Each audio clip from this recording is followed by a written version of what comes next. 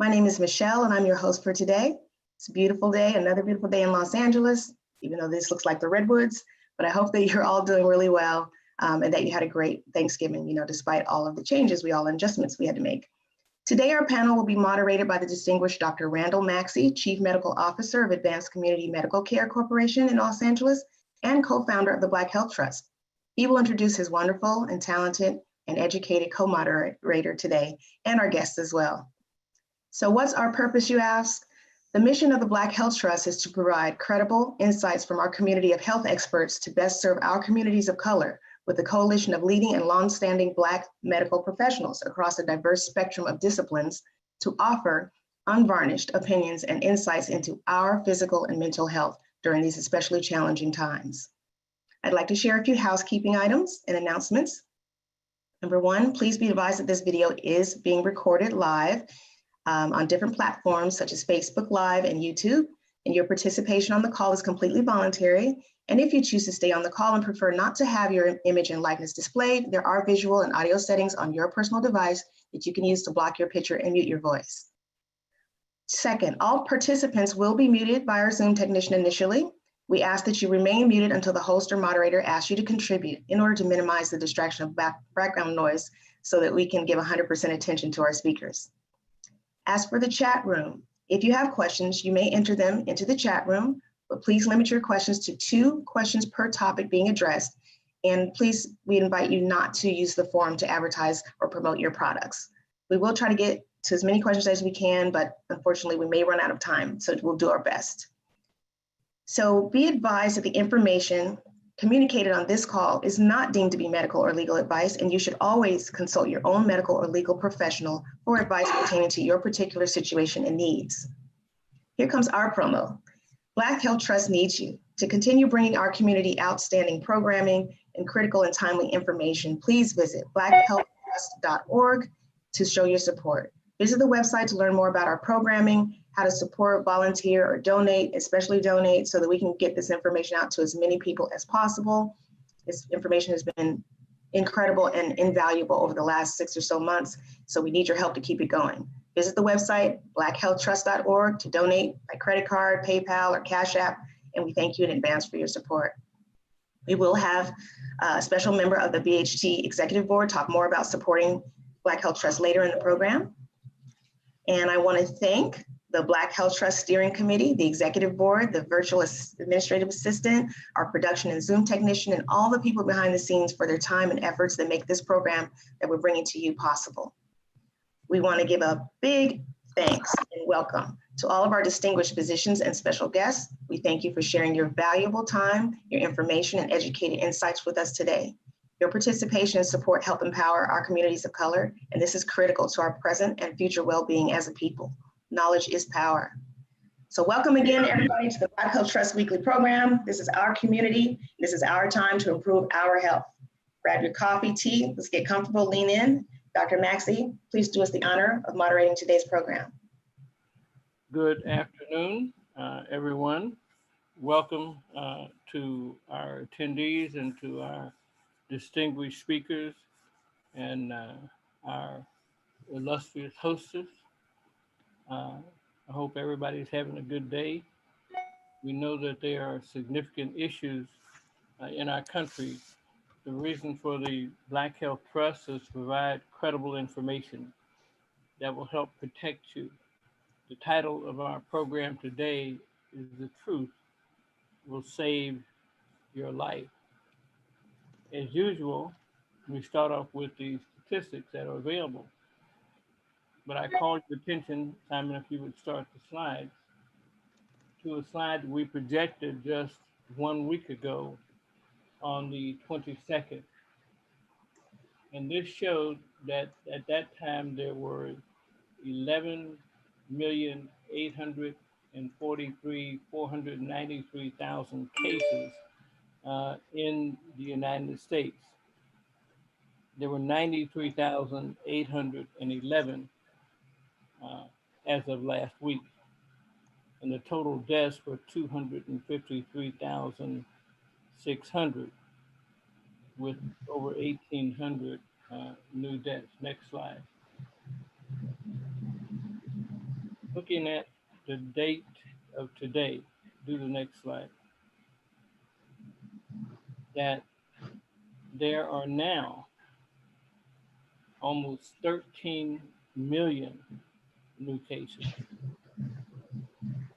with 572 new cases over the last 7 days. And total deaths are now 263,000 with 1,283 new deaths. So we see that that number is at crisis level in a lot of our cities, including where I am in the Los Angeles area. So we know that this disease is real. We know that Black people are dying at almost 3 times the rate that the general population is. There's a high rate among Latinos and some other minority groups, Native Americans. So for us, we must follow the rules of safety.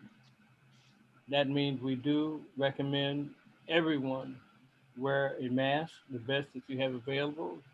An N95, we know is the best mask to wear.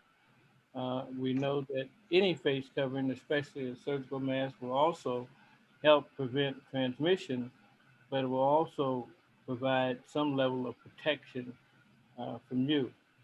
We saw a lecture several weeks ago from Dr. Mauro Salafu, where he vividly and graphically showed you slides of the effect of masks on preventing aerosolization to a major degree. So we want you to do that. We also know that there's some nutritional issues that are very important for you to follow, and we'll get to those as we go on. I'd like to take this opportunity to introduce my distinguished co-host, co-moderator. I don't know if I'm a host or a moderator, but Dr. Barbara Neighbor-Stevens, who's a physician who holds a master's in business administration, and she's a fellow of the American College of Pediatrics. And Dr. Stevens uh, attained her degrees from Harvard, from Tufts, and University of Tennessee. She's been director of pediatrics at Meharry College of Medicine. She says she doesn't run it, but I know wherever she's affiliated with, she runs it, but she works for a large managed care organization in Nashville, Tennessee. So I welcome her. She's been a good addition to what we do. Dr. Stevens, say hello. Good afternoon, everyone. It is my pleasure to be here with you this afternoon. We have had a very full week in terms of news and developments that we are going to need to discuss and understand because they are going to have direct impact on each of our lives. But before we begin our conversation, I have the pleasure of introducing Dr. Maxey, who generally has not been introduced, but I told him that although those of us who know him and know him well don't need to hear an introduction, we are having new visitors every week, and we need to let people know something about Dr. Maxey. I've had the opportunity of knowing Dr. Maxey since I was a student in high school. At that time, he was pursuing his degree in pharmacology. He subsequently went on at Howard to get his medical degree and did his postgraduate training at Harlem and then at Downstate. He is an eminent nephrologist, which is a very important specialty for African Americans because we are disproportionately impacted by severe renal disease in association with several of the comorbidities that impact our community. And he is a real authority in renal disease, especially as it is expressed in our community. He's a Renaissance man. He actually has his hands in a number of pies. And not surprisingly, because of his involvement in so many different areas that impact healthcare delivery, he has the ability and the opportunity to be at the cutting edge in a number of areas of technology, science research, etc. He is currently post-retirement. He has retired, gone back, retired. He's gone back again. So I guess he's never going to really retire. But he's involved in again, a cutting edge area of medicine now, regenerative medicine, and has had the ability to translate all of his experience and the sum total of his knowledge and actually apply it to address issues related to COVID as well. So I hope you can tell that he is eminently qualified to be in the position he's in and leading this Black Health Trust. But what I haven't been able to convey to you is why he would have convened Black Health Trust. And the reason he convened Black Health Trust is because his entire career has been devoted to improving the health of his patients and the community at large. So without further ado, I turn it back over to Dr. Maxey. Thank you so much, Dr. Barbara Nabert Stevens. And if you'd be so kind as to introduce our speaker next, who is Dr. Ananda. Well, it is my pleasure. I had the opportunity to introduce him last week, and we had a very full program last week, so he wasn't able to complete the request that we had made of him, which was actually 2 presentations. So this week, we are welcoming Dr. Ananda again, who is the chief of neurosurgery at Sunset Kaiser Medical Center in LA, and has been very involved in diseases of the spinal cord and brain. Today, he is going to share some information with us around the correlation and the impact of, or the effect of COVID on the neurological system and some of the work that he's been doing in that area. So without further ado, I turn it over to Dr. Ananda. Well, thank you so much. Can you hear me? Yes, we can. Oh, excellent, excellent, excellent. Okay, so thanks for allowing me to participate again. You know, last time Dr. Maxey had asked me to do a neurosurgical presentation specifically on areas of interest of mine within neurosurgery. I'm considered a functional neurosurgeon. So what I do is I restore specific aspects of function of the nervous system by surgery on the brain. And, you know, I've kind of become a very niche in my practice. I started out, I was the neurosurgical director at trauma when I was at Cedars, you know, almost 20 years ago now. I also started the what's called the Deep Brain Stimulator Movement Disorder program there, where we put different machines in the brain to send electricity as a form of medicine. The electricity becomes a form of medicine to treat disorders of movement, pain, even thought, even things like Tourette's disorder, depression, epilepsy, but most commonly for Parkinson's and tremor. So I also take care of pain. And one of the worst symptoms of pain is something called trigeminal neuralgia. It's a relatively esoteric part of neurosurgery, but I thought this might be a very, you know, interesting description of how a neurosurgeon tackles a problem. And so with that, we will begin. So today's talk is on trigeminal neuralgia, and I'll explain explain what that is here. So first, just a quick roadmap. I always like to talk, whenever I'm giving a presentation, I like to describe, you know, where I'm going, how I'm going to get there, and a roadmap of sorts. So we'll first describe what is trigeminal neuralgia, why people get it, and then how do we treat it. And of course, whenever you talk about treatments, you have to evaluate how effective the treatments are. Historically, this used to be called spasm scenique. described the face one makes when you get this pain is the expression of a dog about to bite. And historically, this had a French name called tic douloureux. And it's a syndrome of facial pain that you get these sharp electrical style, burning style shocks to the face. And the key is these happen sometimes out of the blue, just you can get them 10 times a day out of the blue, or they can be triggered by such subtle things as the wind blowing, or for a woman applying makeup, brushing your teeth, even talking, chewing. Now this was pre-1900s, this was a very common cause of suicide. It has been described even in Egyptian like papyrus texts as the most painful ailment of the human condition.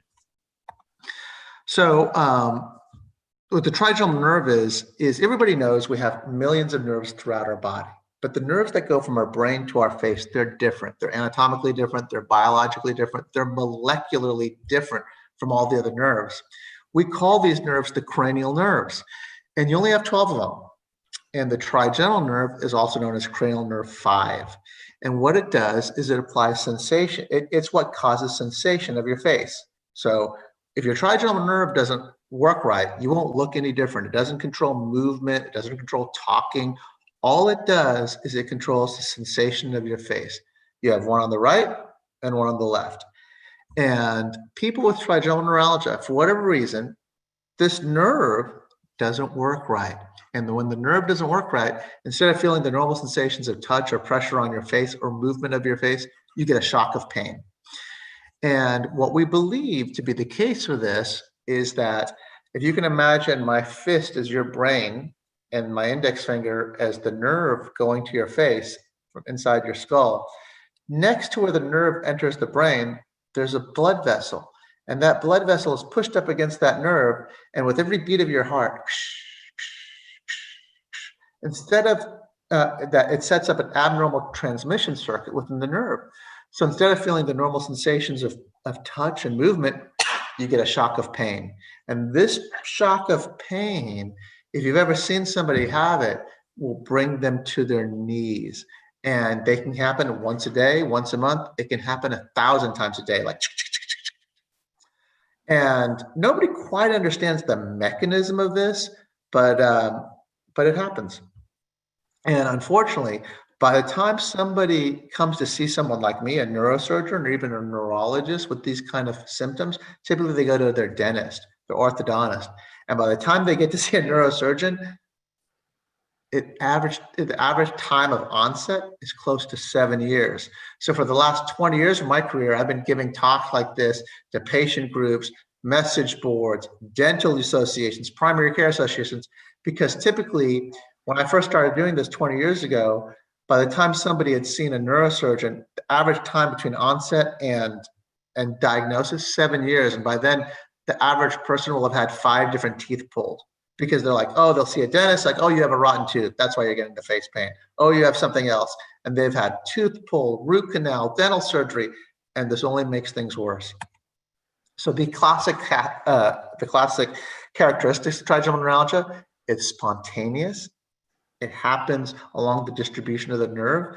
Now, this nerve has 3 branches. There's one that covers the forehead, one that covers the cheek, and one that covers the jawline. And it can be in any combination of those. And the weird thing about trigeminal neuralgia, it has this periodicity, has a rhythmic cycle where sometimes it can be terrible for hours, weeks, months, even years, and then magically go away in remission for hours, days, weeks, months, decades, and then suddenly come back. So we can't predict when the troughs or the peaks are going to be, but you just know that's a characteristic of the disease. The other characteristic of the disease is that you have normal sensation. If you have numbness over the face and the pain, that's something different. Then there's a medicine called Tegretol, also known as carbamazepine. This is a seizure medicine, and this works great. 80% of patients who have trigeminal neuralgia, if they're given the right medications, their pain can be controlled. And the reason a seizure medicine would work on this kind of nerve pain is that what seizure medicines do is they make it hard for a nerve to fire. If the nerve can't fire, you don't get the pain. The problem is, the reason I say it works on 80% of people, some people don't respond, some people have bad reactions, or other people, they need to take so much of the anti-seizure medicine, they get too many side effects. So obviously a medicine that makes it hard for a nerve to fire can make you off balance, can make you not as sharp, can make you forgetful, can make you feel kind of drunk or groggy. So all these things are side effects. The way I like to think about it, imagine the trigeminal nerve is one unit in a large apartment building with hundreds of apartments. And you know that one of these apartment buildings, one of these units in the apartment building is on fire. You don't know which one, and you don't know how to get to the one that's on fire. But if you spray the entire apartment building on water, sooner or later, some of the water is going to get on the unit that's on fire. And that's the way we typically treat diseases of the nervous system is, well, you can't pinpoint the specific area of the nervous system that's not acting right. So you give medicines that treat the entire system, but you have to live with the consequences. And then there's something called atypical trigeminal neuralgia. Instead of getting the shocks that come and go with the pain, that just means the whole face hurts all the time. And that's a totally different disease. But as you can imagine, people, even really relatively quote unquote experts in the field, can confuse the two. Some details, it affects more women than men. It typically happens in people over the age of 50, although I've treated people as young as teenagers. It's often misdiagnosed. The medicines typically work very, very well. And then there's an extreme form of trigeminal neuralgia when the nerve actually gets cut for one reason or another, and you have complete numbness. Obviously, if the nerve is not there, if it's cut, you can't feel what the nerve is going to. But even though the nerve is cut and you're numb, you get this extreme pain. People have probably heard of phantom pain. It's the same idea where you hear about people that get their arms or legs amputated. And even though they don't physically have an arm, it's not there, but they complain that their arm, or leg, even though it's not there, it hurts all the time. You see this in victims of motorcycle crashes, war amputees. And the reason that is that when people have a specific type of nerve injury where the nerve is pulled apart or severed in a very specific way, there's something called deafferentation pain. Even though the nerve isn't there, the brain of the nerve actually exists closer to the brain. So the nerve has a wire and has what's called a cell body. And when the wire is cut, but the brain still exists, even though the nerve isn't there, the arm isn't there, in this case, the nerve going to the face isn't there, the brain perceives as if it's still there and it hurts like crazy. And so that's a whole separate type of diagnosis. That's a whole separate type of entity, which I can talk about the treatments for that, but that's something different. And diagnosing, it's like anything else. Part of the problem in any type of medical trade or exposing what's wrong in a complex system is first figuring out what is the matter. So there are two different types of trigeminal neuralgia. The most common, what we call idiopathic, is, and what typical surgeons treat is something called idiopathic trigeminal. Is from a blood vessel, like we talked about, a blood vessel touching the nerve right as it's entering the brainstem. And with every beat of your heart, that blood pressure hitting on the nerve causes this abnormality in nerve transmission. Other causes of trigeminal neuralgia are like physical trauma to the nerve. So if there's a brain tumor that's pushing on the nerve, if there's an accident or skull fracture that's injured the nerve, or an infection. People with multiple sclerosis tend to have a much higher incidence of trigeminal neuralgia, because multiple sclerosis, you get these lesions within the brain, within the nervous system. And if that lesion happens along the trigeminal nerve, it can cause this inappropriate firing. This is like an interesting MRI.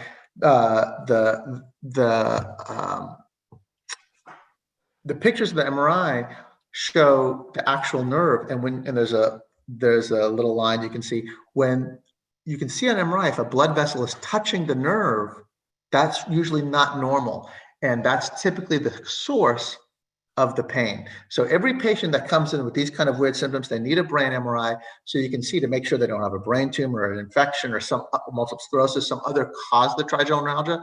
But typically, the majority of patients that we see, their brain MRIs look totally normal. So you're not really getting the MRI to find something, you're getting the MRI to exclude some other larger overarching issue that's causing the trigeminal neuralgia. Here's some more pictures of what of different circumstances. That this is the top left is a patient with a large brain tumor. Obviously, it's not really red; it's just colored in that for the purpose of so you can see it. But a person with a brain tumor or some other mass pushing on the nerve would do the same thing. There are other problems associated, but the way it presents itself is the pain from the compressed nerve. Again, this is just like we talked about what the typical theory. Surgery. This is a picture of the blood vessel of the brainstem that we're looking at and the nerve. It's kind of tough over Zoom. Normally I'd have a laser pointer. I'd be showing you the pictures, but this kind of brings us to, well, what is the most effective treatment with trigeminal neuralgia? The most effective treatment to the problem is taking away the problem. So we actually shave a person's head back here, make a small line cut in the skin behind the patient's ear, and we make a small opening in the skull, about the size of a quarter. And through that opening, I actually move the brain, and we're looking at the trigeminal nerve and looking around it to see if we can find a blood vessel either on top, on bottom, and literally we just gently separate the two things, and I put a little piece of felt, a little felt, like it functions like a bumper or a shock absorber, stopping the blood vessel from pushing on the nerve. So we talk about the surgical options. There's the non-destructive. That means finding the blood vessel, finding the nerve, separating them. That's what we just talked about. The name for that surgery is a microvascular decompression. And then we talked about the destructive. These are the other ways. If we can't fix the problem in neurosurgery, and unfortunately, many times we can't fix the problem, the way we attract it is by destroying what the problem is. The idea is if we can injure the nerve, if the nerve doesn't work right, you don't get the pain. And there are a variety of ways of injuring the nerve. And so when we think about any surgical therapy or any therapy in general, you always need to measure how effective it is, what is the side effect profile, and how durable is it? So that, in other words, can it get rid of this person's pain? How long until the person's pain comes back?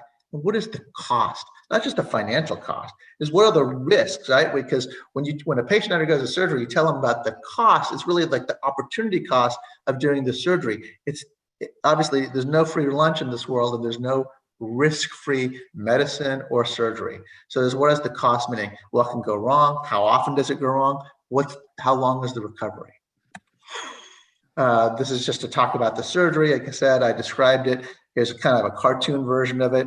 You make a cut in the skin, drill a hole where that dotted line is, and then you find the nerve, find the blood vessel, and you put a little piece of Teflon or felt that stops the blood vessel or artery from pushing on the nerve. Now, then we look at how effective it is. This is remarkably effective. Greater than 90% takes away the pain. The problem is there is a recurrence rate. Nobody understands that. Nobody understands why the pain comes back. But in the first 10 years, it can happen the weekend after surgery. It can happen 9 years, 11 months. About 15% of patients, the pain comes back. Because we're not destroying anything, there's very low chance of facial numbness. Because it's a real-life brain surgery, there are risks. There's a risk of spinal fluid leak. There's risk of injuring some other nerve or the brain or the brain stem. Thankfully, the risk of this happening, very low, less than 5%, but not zero. The surgery takes about 4 hours. Most people spend 2 nights in the hospital. Here's kind of a pictures of the surgery, of step-by-step how we do it, the position, the cut on the skin, the opening and the opening of the scalp. I took a piece of bone off. There's a ruler there just to give you an idea of how big the piece of bone is. The lining of the brain, what it looks like when we close it. This is the intraoperative procedures. The top left is without the felt. The bottom, the right side of the screen is with the felt put in there. Again, it's hard to describe without some sort of laser pointer. Again, more pictures of intraoperative surgery.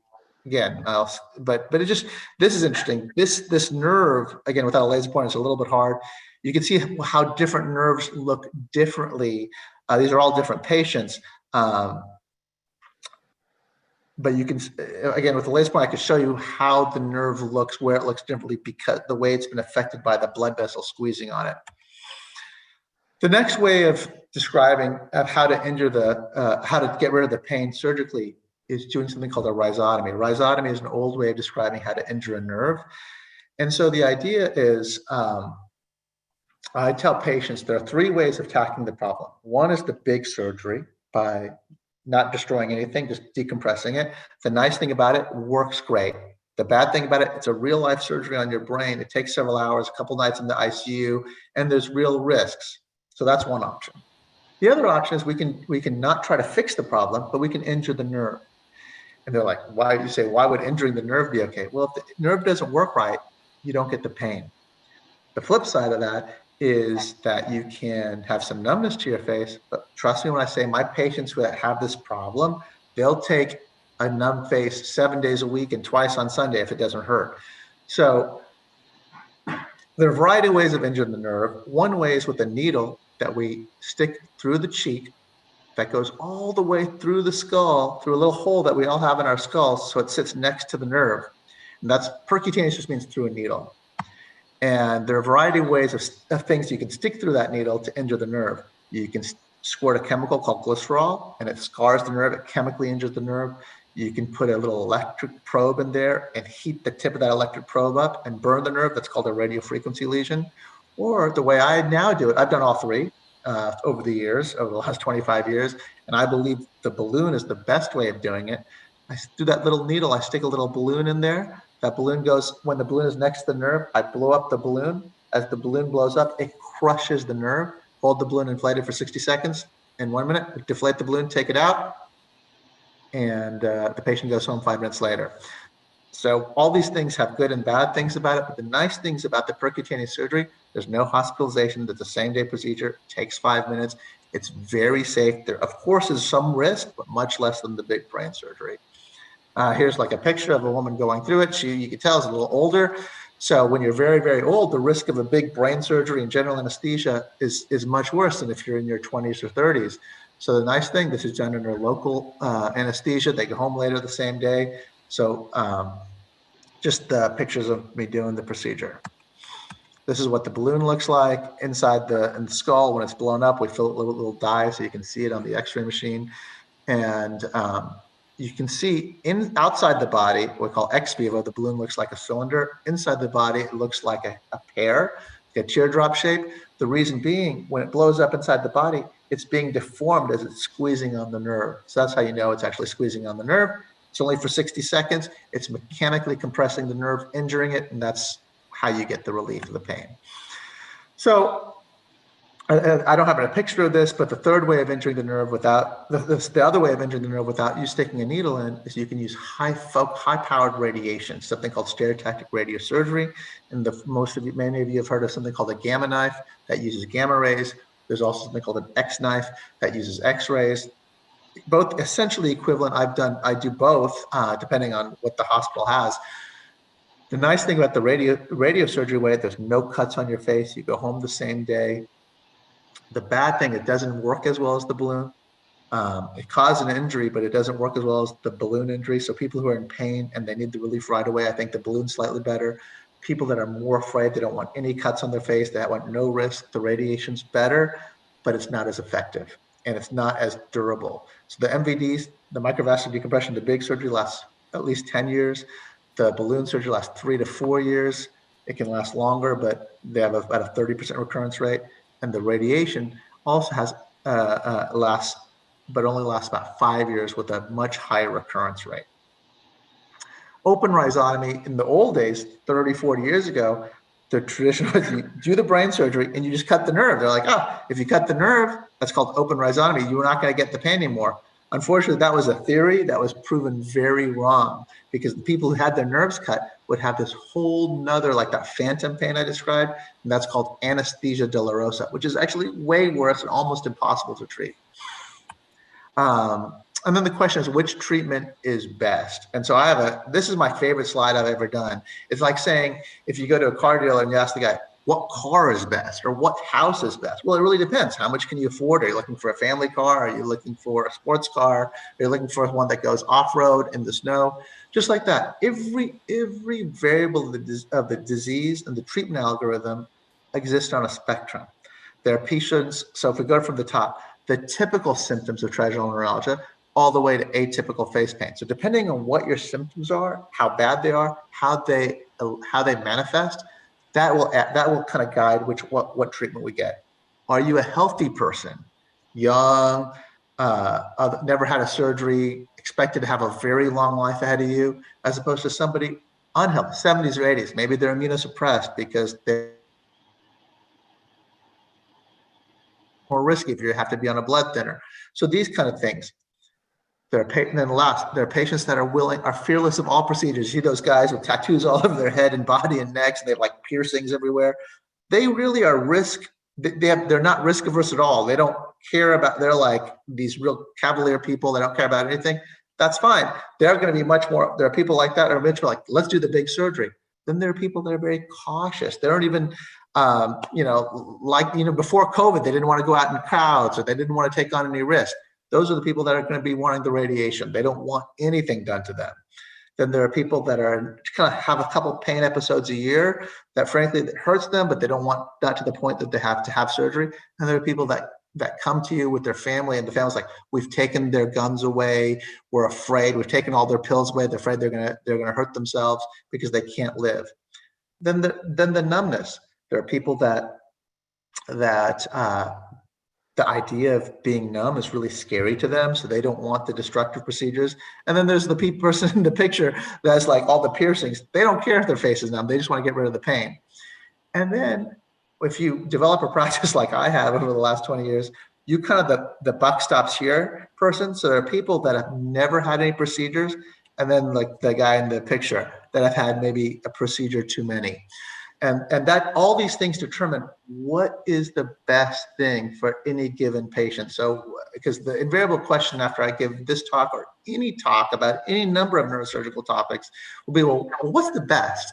And the reality is, it's really, there's not the best doctor. There's the best person for a specific job, and there's not a best treatment. There's a best treatment given the specific patient.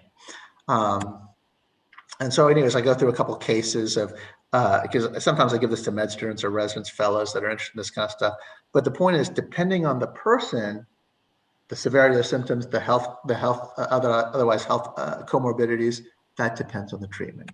So I hope I haven't been too boring. That's a very esoteric topic, but I try to make it so you look at how we think of neurosurgery in general as, unlike other procedures that are typically more restorative, neurosurgery is more of like, oftentimes we're cheating from Peter to pay Paul in a lot of the things we do. And I thought trigeminal neuralgia, although it's a relatively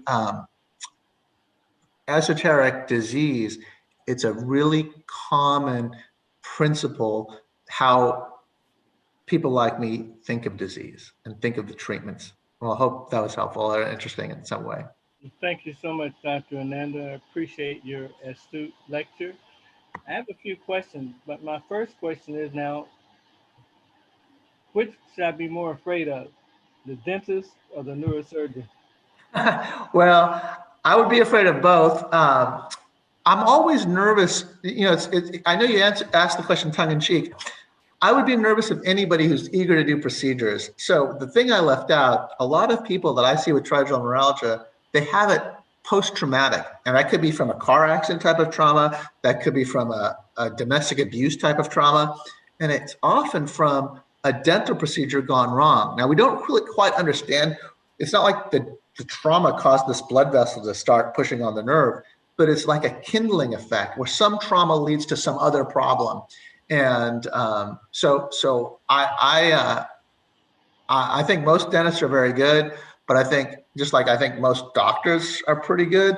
But I do think, in a fee-for-service world, that some physicians, some dentists, just like a used car salesman thinks of every person they see as a guy who's going to a potential way of selling a car, making some money.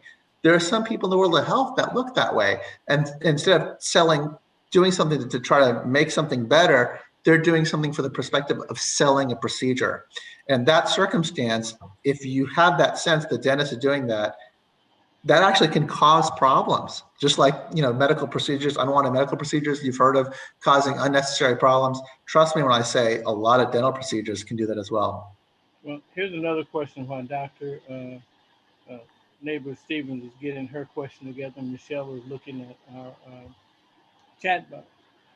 there is something called the long haul syndrome in COVID, Oh, yeah. and there are a number of neurological symptoms that come up after that. Some of them are related to a hypercoagulability, Yeah. and people may even get confused or be related to strokes happening. What have you seen in your purview with these things happening? And I'm concerned that many times people don't want to go to the emergency room fearing COVID, but in fact, something worse than COVID may be about to happen.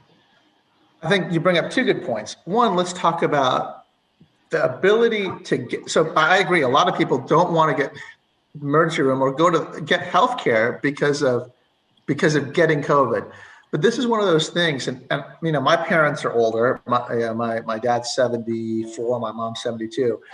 They have been scared to, like, you know, go to their doctor, and I tell them the incidence of getting nosocomial COVID, nosocomial meaning from a healthcare worker, from a hospital, in this country, we haven't heard of it. Like, I'm sure there have been cases, but if there have been, it's on the order of 1/100%. I mean, it's, the likelihood is so, I think you have a higher likelihood of getting injured on the way to the hospital than getting COVID while being a patient at the hospital. That's very, very, very, very unlikely.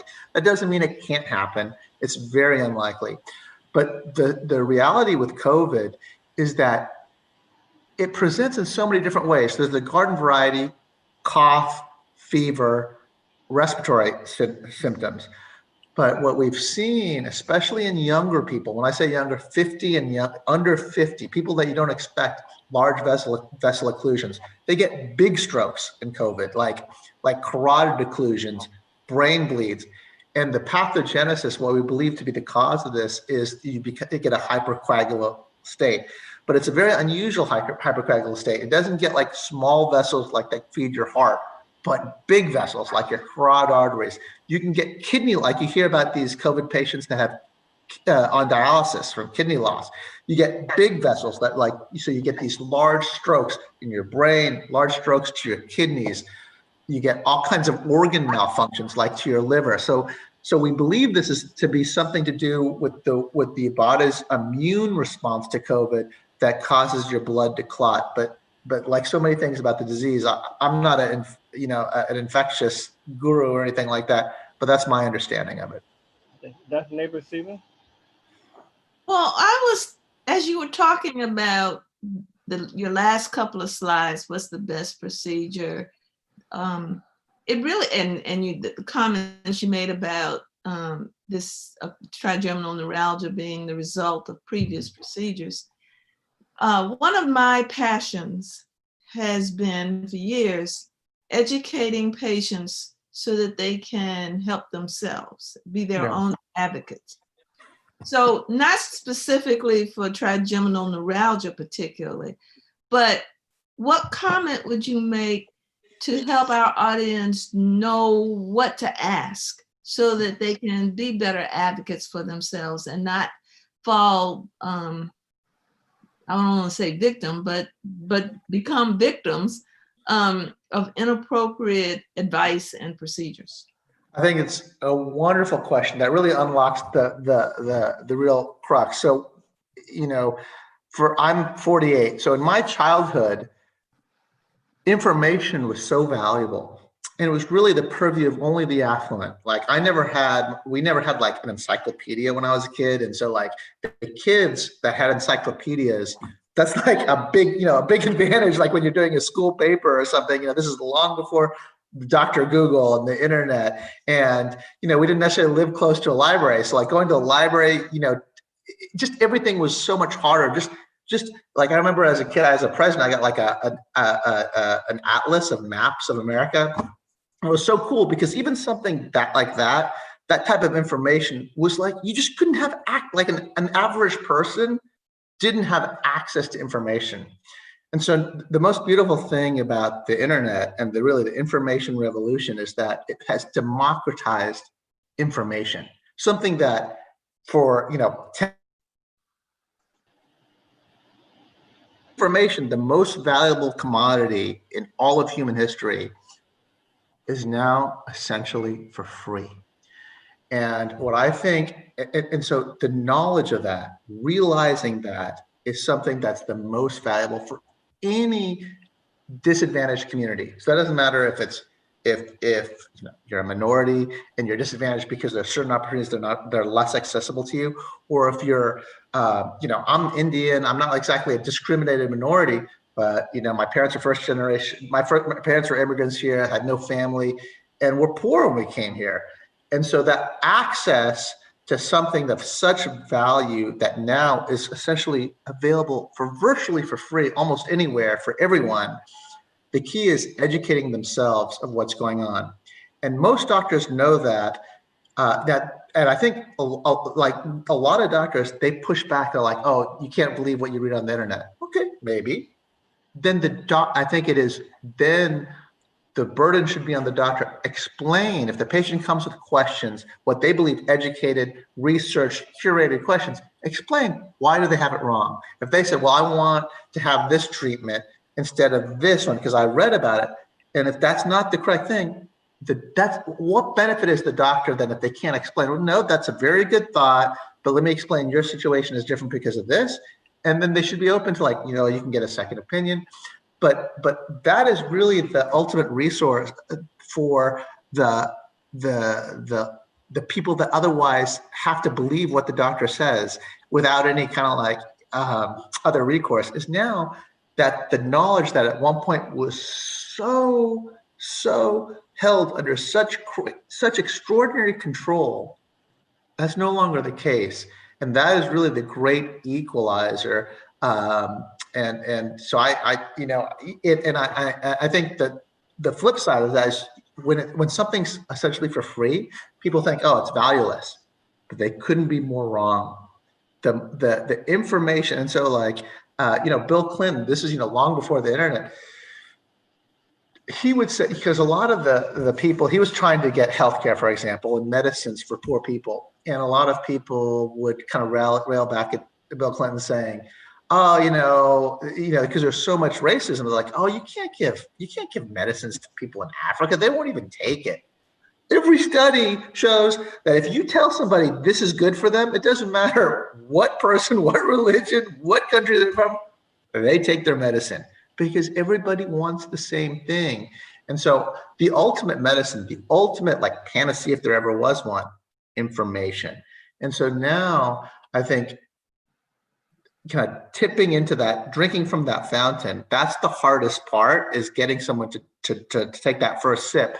But that's really, that's the most valuable answer I could tell someone is it's one thing being an advocate for yourself, but being being kind of like a curious person and leveraging the information that you can, whatever information you get access to, that's going to be your best recourse.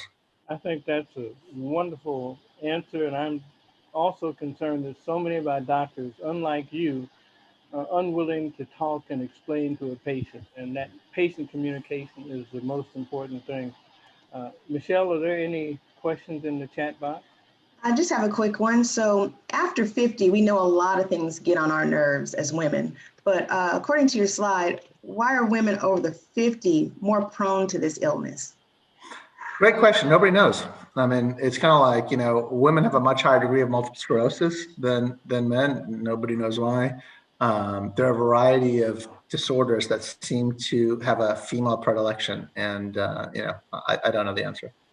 Okay. I have another tongue-in-cheek question, Dr. Ananda, before you go. Within the Black community, we have a phrase. You are getting on my last nerve. I haven't found that nerve in the anatomy book yet. Do you know where that nerve is? I think there's a variety of options. Very good. We thank you so much. Thanks for letting me do this. I appreciate it. Thanks, Randall. Be well, everyone. Wonderful information. Thank you so much. Thank you. All right. Bye. That would be good. I'd like to introduce the chairman of our advisory committee, who is the former CEO of a group called the uh, Executive Leadership Council. And this was a grouping of over 500 of the most senior African American executives in the country, all of them in the Fortune 500 companies. And we've been very fortunate in having Mr. Brooks join us to help us pull all this together. Mr. Carl Brooks. Good afternoon, everybody, and Good hopefully afternoon. everybody had a great Thanksgiving.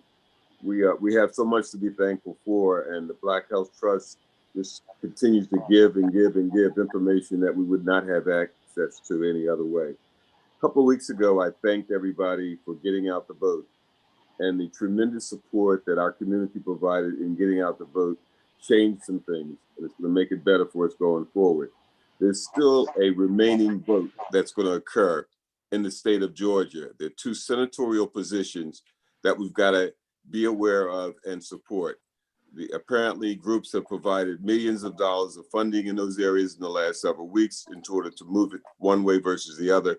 We need to get out and support it. Stacey Abrams and that group in Georgia have done a wonderful job, and we need to get you out to vote on that important senatorial votes that are coming up.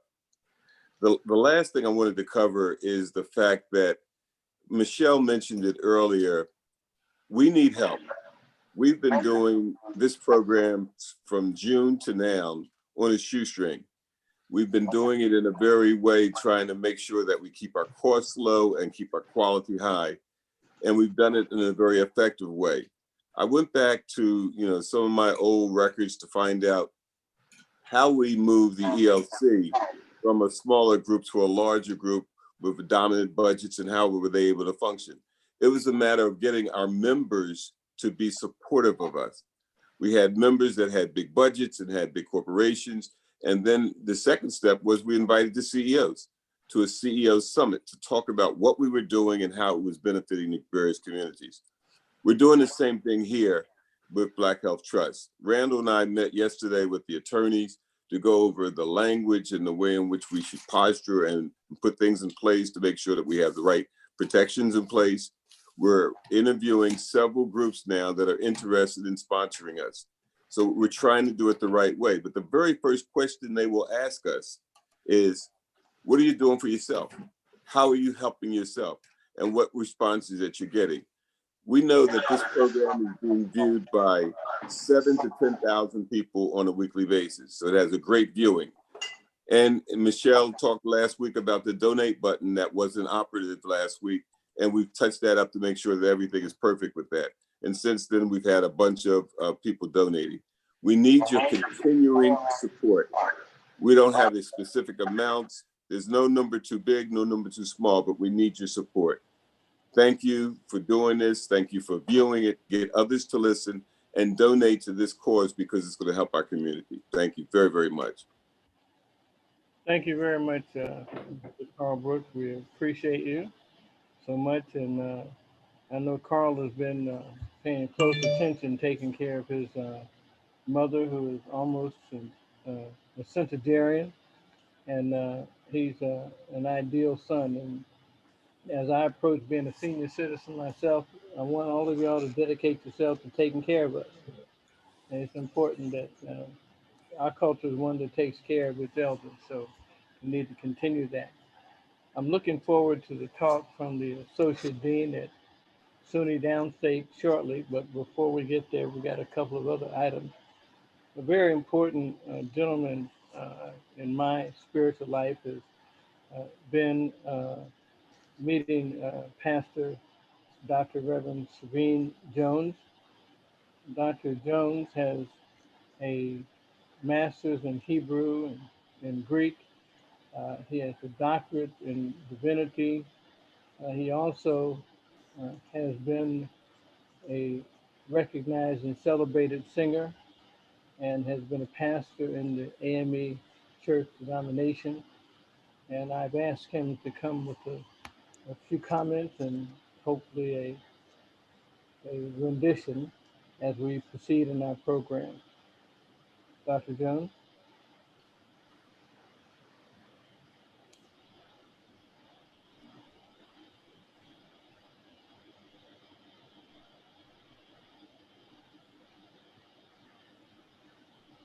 I don't see a profile name for Dr. Jones. Hello, Oh, there you are. how are you today? Wonderful. How are you? Kiddo, I am more gooder and more better. That's Mo all right. Double comparative. Yeah. I really do appreciate what you all are doing in terms of this information. You know, as you stated, has been stated by many of you, it's not available to all of us on a regular basis, and we hope in the future that we will be able to do something in a way that will allow you to stand up financially, go make a contribution that will help you to stabilize your platform, and you put the money where it's out of the way. And I'll let you know about that in the very near future. But thank God for the work that Stacey Abrams has done. I'm from Georgia. I'm from Atlanta area. I'm going to be voting on the 14th of December. You know, and it appears that a lot of the African American and Latino population in the metropolitan Atlanta area were not as attentive to the down ballot items as they were the top of the ballot. It could have happened the first time, but it is more than a notion for us to be able to flip the whole Senate to Democrat, because of see, they messed up in Georgia when they messed with Stacey Abrams. The present governor, he disqualified 200,000 ballots. And instead of getting angry, what she did and went out and registered 800,000 new ones. So the new thing in Georgia is you don't tug on Superman's cape, you don't spit in the wind, you don't mess around with a long range engine. And for Trump and for Trump and for the governor, you don't mess with Stacey Abrams, because instead of getting mad, she got busy, and her busyness has brought to the forefront the importance of the African American vote nationally, and when coalesced into a monolithic instrument of war, it becomes the difference between winning and losing in elections. Amen. What I'm hoping will happen is that we will bottle Stacey Abrams and do the same thing in Alabama and Mississippi and South Carolina. And it will turn the Southern Bloc to a blue bloc, just like they got a Northern Wall in Michigan, Wisconsin, Pennsylvania. We have the Southern Wall down here, from the Atlantic Ocean to the Mississippi River. Amen. All right. Again, thank you so much for all that you're doing and keeping us aware of the things that are related to who we are as a group that befall us, and to know that there are people who are concerned about trying to make sure that we are informed and know what accesses are available and how to get them. I want to try to do a little song today here that I've been working on, that hopefully you will enjoy.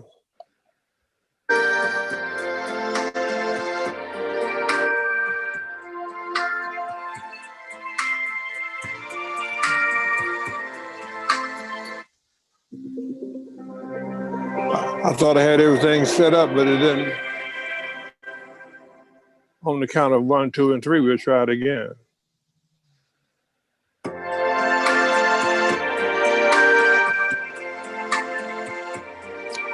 I see trees of green, red roses too. I see them bloom for me and for you. And I think to myself, what a wonderful world.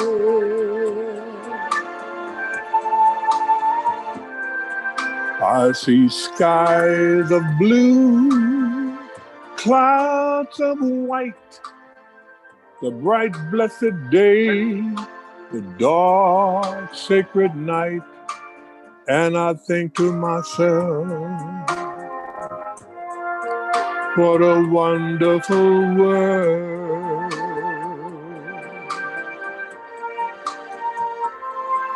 The colors of the rainbow, so pretty in the sky, are also on the faces of the people passing by. I see friends shaking hands, saying, how do you do? They're really saying, I love you. I hear babies cry. I watch them grow. They have learned more than I'll ever know. And I think to myself, what a wonderful world. Oh, the colors of the rainbow, so pretty in the sky, are also on the faces of the people passing by. I see friends shaking hands, saying, how do you do? They're really saying, I love you. I hear babies cry. I watch them grow. They'll never learn more than I will ever know. And I think to myself, what a wonderful world. Yes, I think to myself, what a wonderful world. Oh, yeah.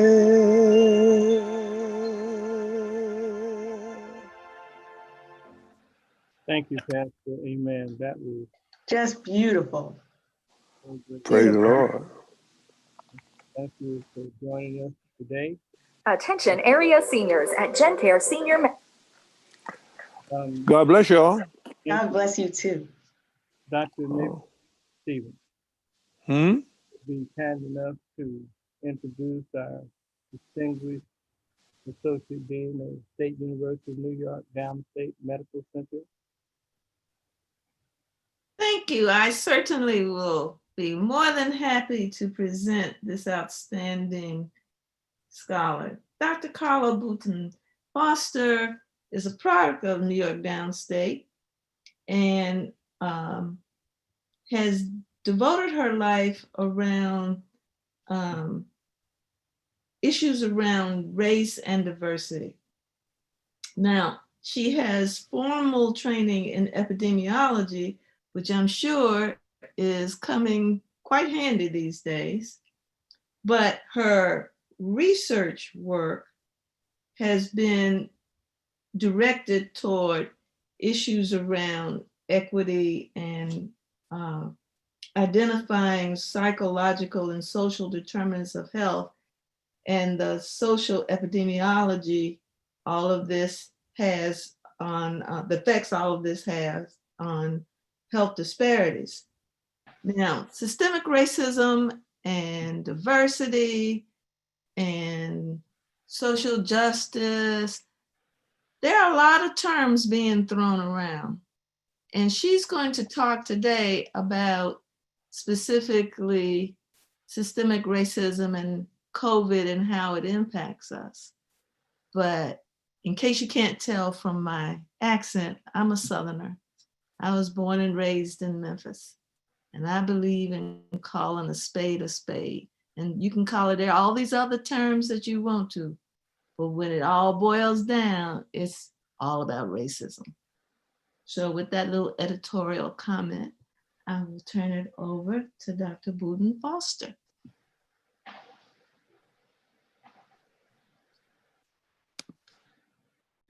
Thank you so much. Can everyone see my slides? Yes, ma'am.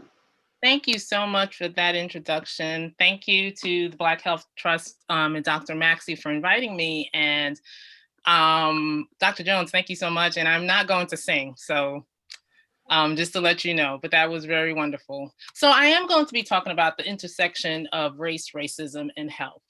And I think this is important to talk about race, racism, and health in the context of COVID. So then when we share our narrative, we get it right. And where we place the emphasis will not be on race or Black folks, but on the problems that contributed to the disproportionate impact of a disease on a population.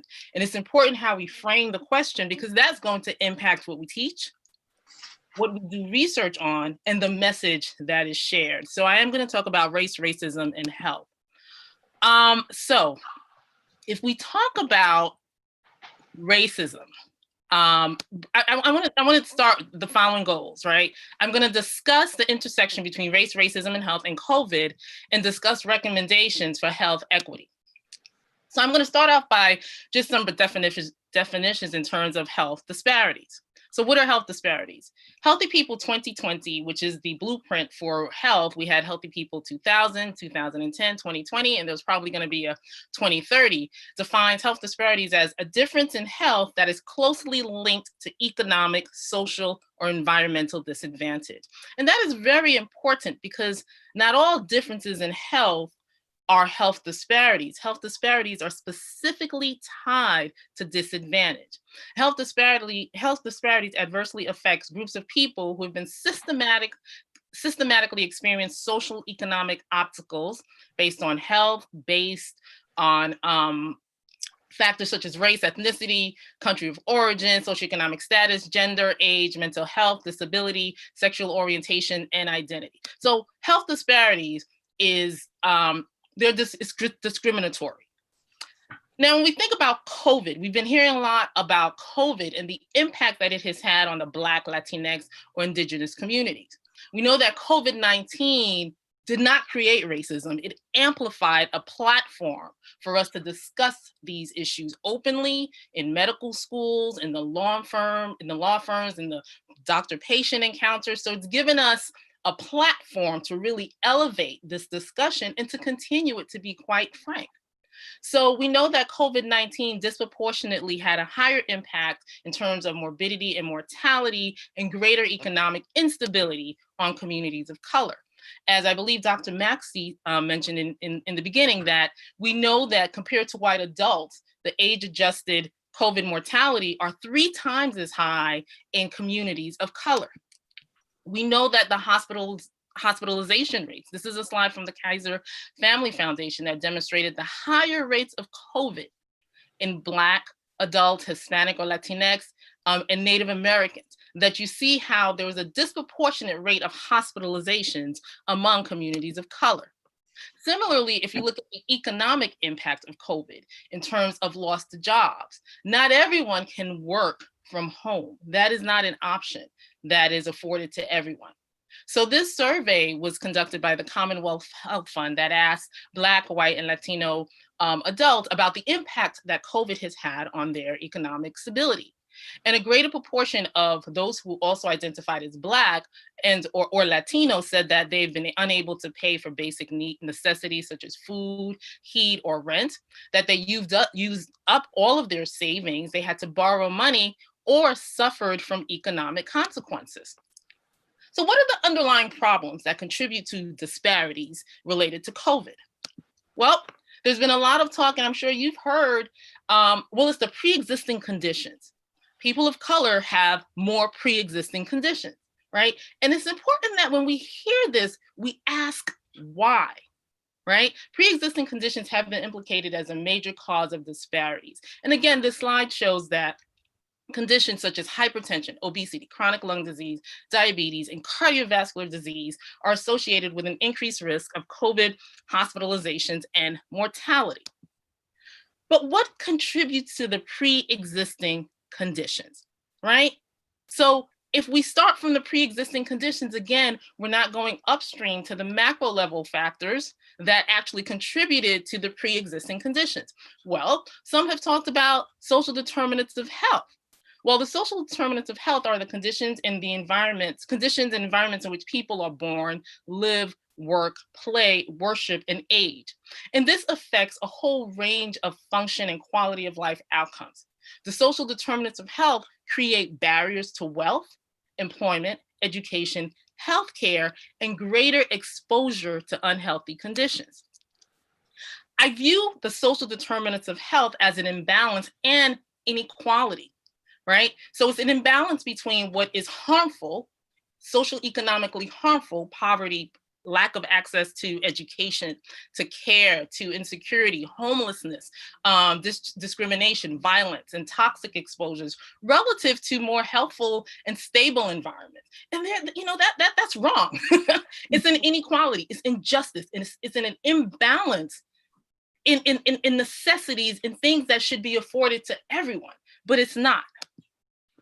COVID-19 exacerbates the existing social determinants of health. So you have COVID-19 on type of imbalance to access. COVID-19 worsened the wealth gap because, as I mentioned, the ability to work from home was not equal.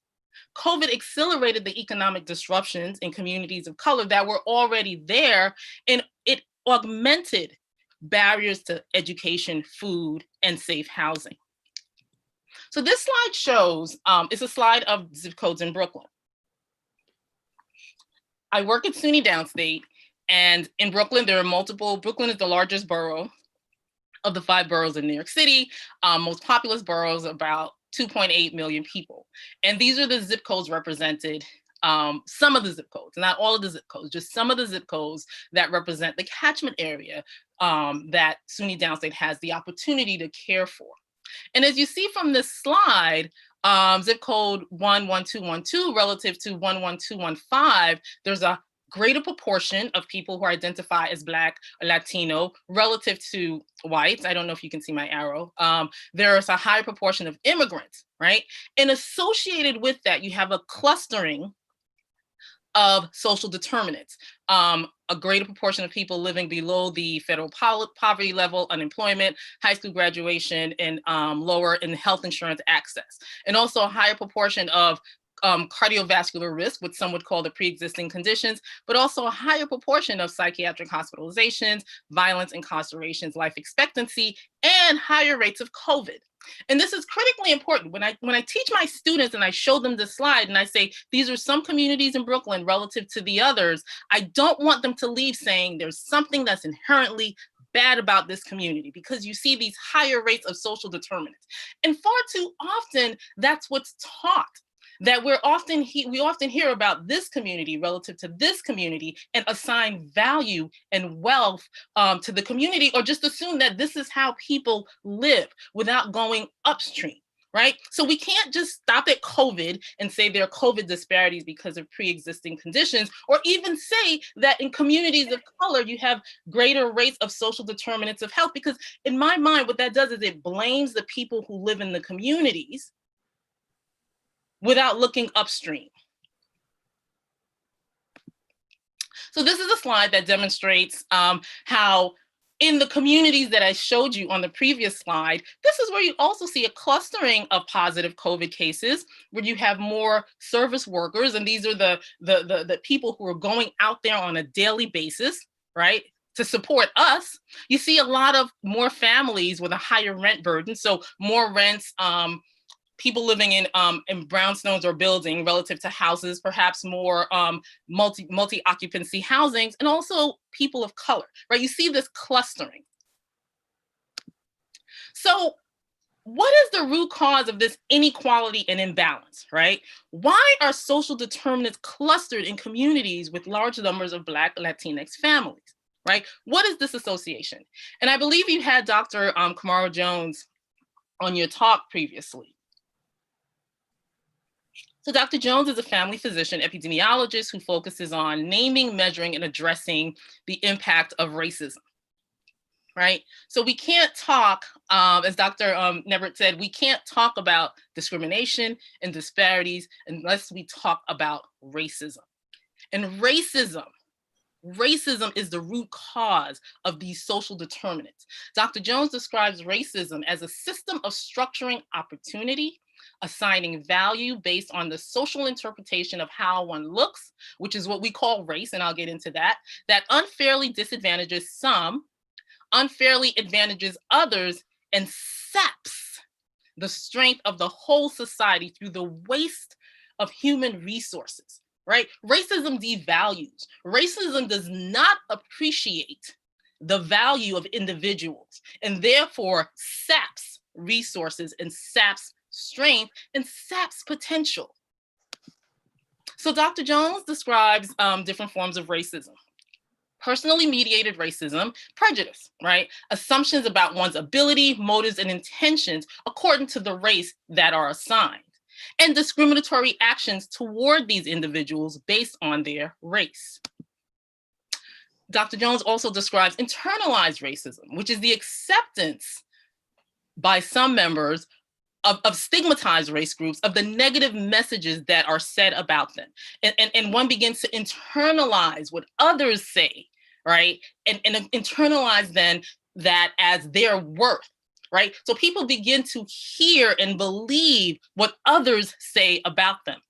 Social psychologists like Claude Steele will refer to that often as stereotype threat, when you begin to buy into and believe what is said about you. And it's not only what people say, it's also what people do not say to you, like, you can get into medical school, you can get into law school. So internalized racism, again, is based on racism, right? There's assigned value in the way people speak to you, and the way people speak about you, and the way people offer opportunities to you are allocated based on the worth and the value that they assign to you.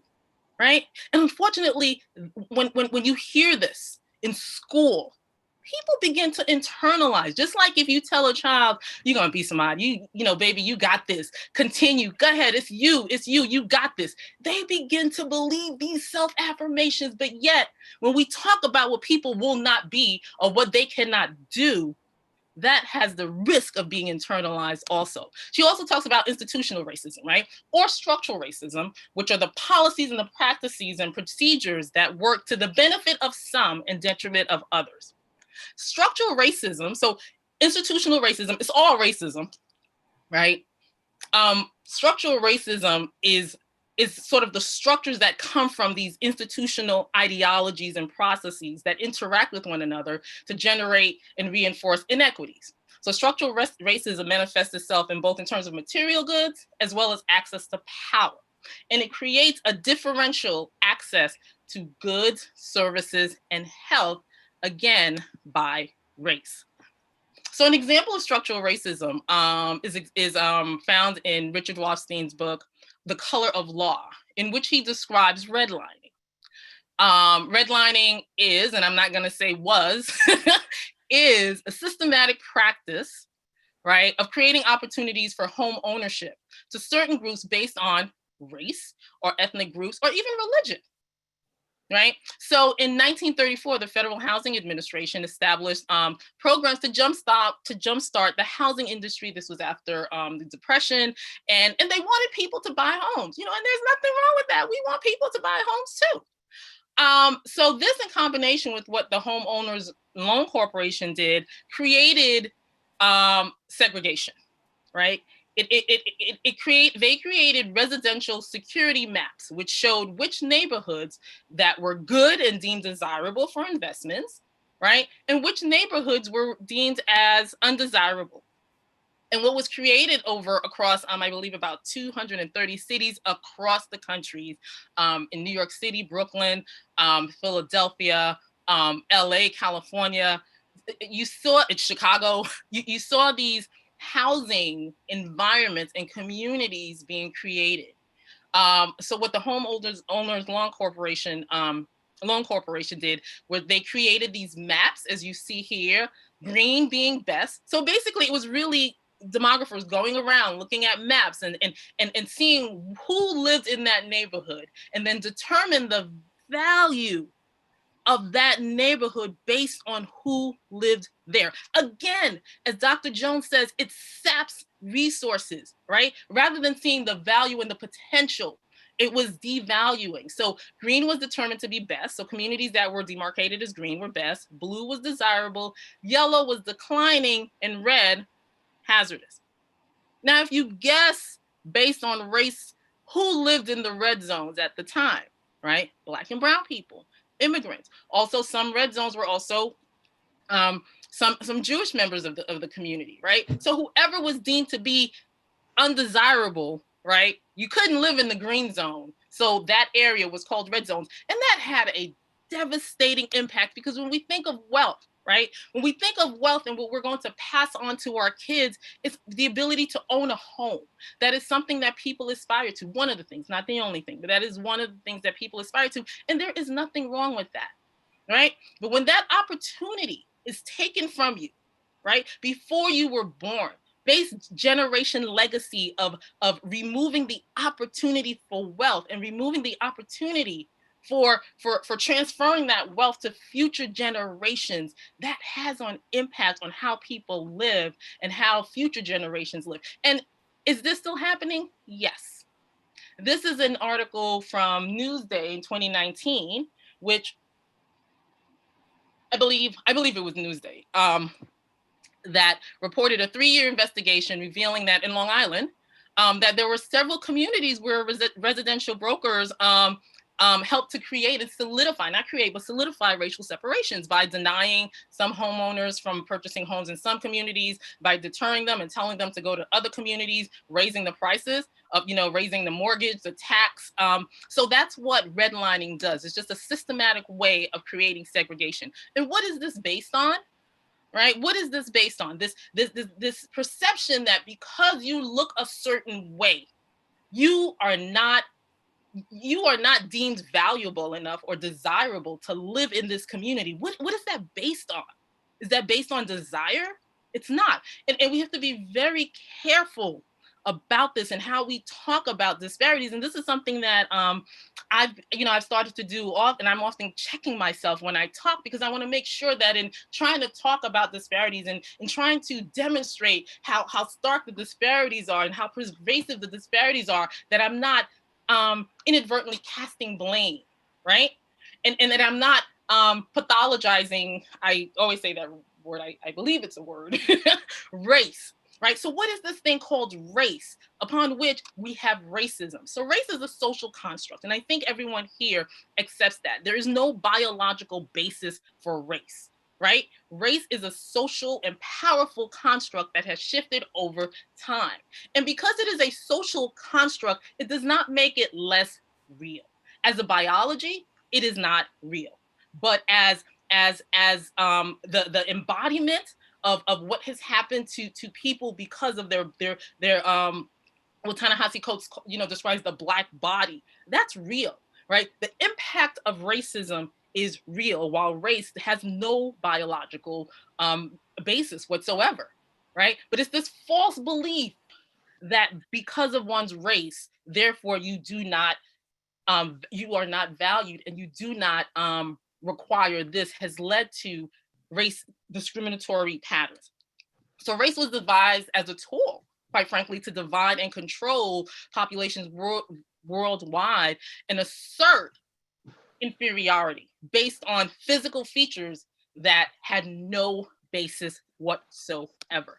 So if you look at what race looked like, when I talk to my students about race, I said, we have to be careful, right? Because the race categories that we have now are subject to change. Right? In 1790, race, we did not have, you weren't Black or African-American, you did not have non-Hispanic Black, non-Hispanic white.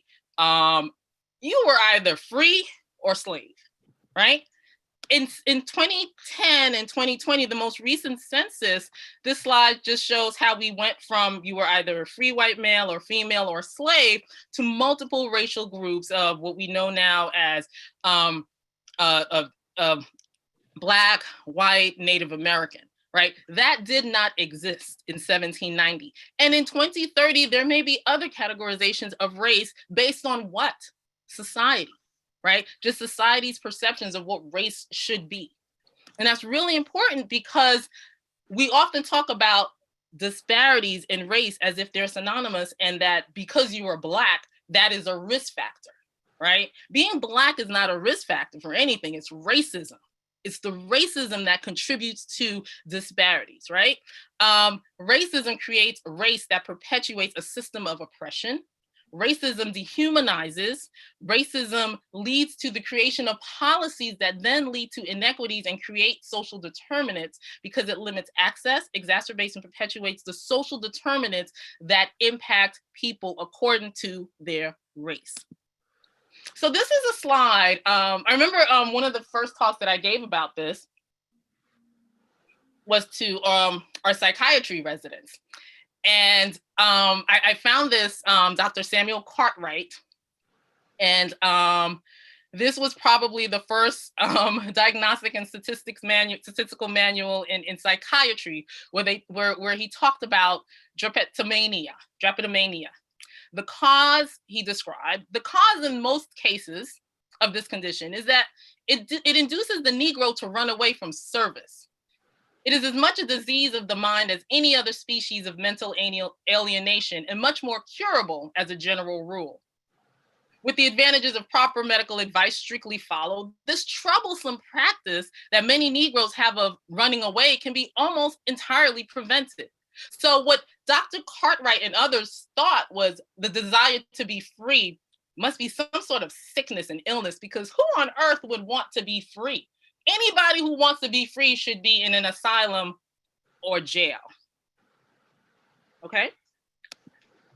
We all know of the experiments of Dr. Marion Sims, and these are just some examples and others experimenting on Black women to treat vesicovaginal fistulas. And while, you know, as many, I'm not an obstetrician or gynecologist, nor a practitioner of women's health, but many will tell you that a vesicovaginal fistula does impact quality of life.